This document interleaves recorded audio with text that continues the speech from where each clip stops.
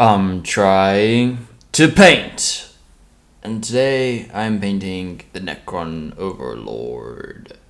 I'm starting with my Ulthuan Grey, and I'm doing, this is for all his armory clothy stuff that's not cloth, it's like scales or whatever. So for his cape and for his loincloth, and I think that's it. Oh, I do his head as well, the little crest and the top half of his head.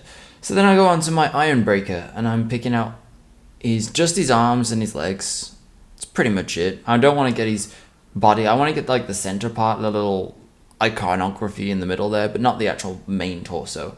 For this, I'm going to be using my Mephiston Red and just carefully applying a couple of layers to his torso and the armor of his other thigh, as well as the weird, I don't know what it is. What do you describe like a slab of armor stuck to your back?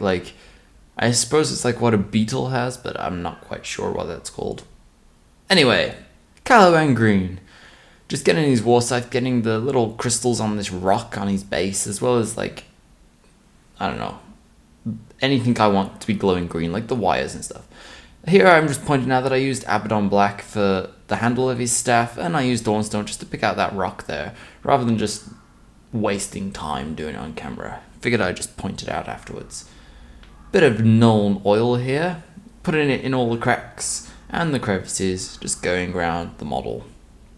Nice and easy, taking my time, as the messier it is, the harder it is to neaten it all up later. Here, I am neatening it up where I did mess stuff up, because it happens. Just going around all the colours that I previously used, making sure it's nice and neat. There's no black splodges where splodges shouldn't be splodging.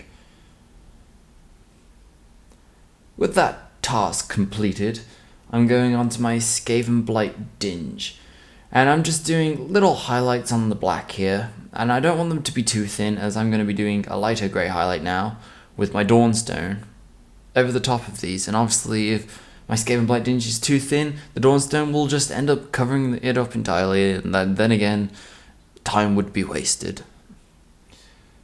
So nice and easy, you don't need to rush these lines out like quick dashes, you can just carefully apply them.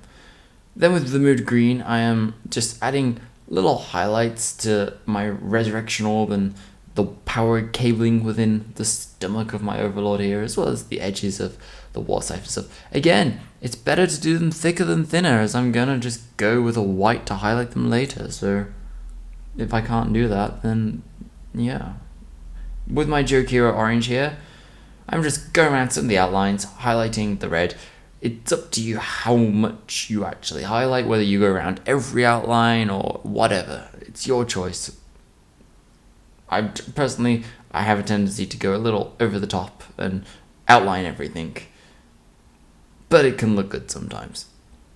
Then with the white scar, just adding a few highlights to the Ulthuan Grey, as this is a really easy way if you're looking to paint stuff white and highlight it and you're torn between what to do. And I'm also just picking out a few edges of the silver here, not all of them or anything like that, just a couple, as there's enough white on this model anyway that I don't need more in the silver, but just a couple of highlights help the silver shine a little brighter.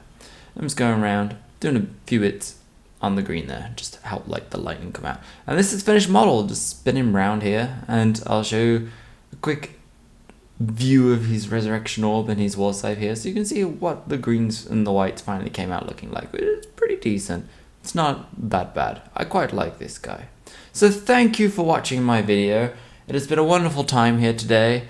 It is sunny and windy in Germany, but I suppose that's a good thing. So click below for more, like the video, and subscribe. Thank you, and goodbye.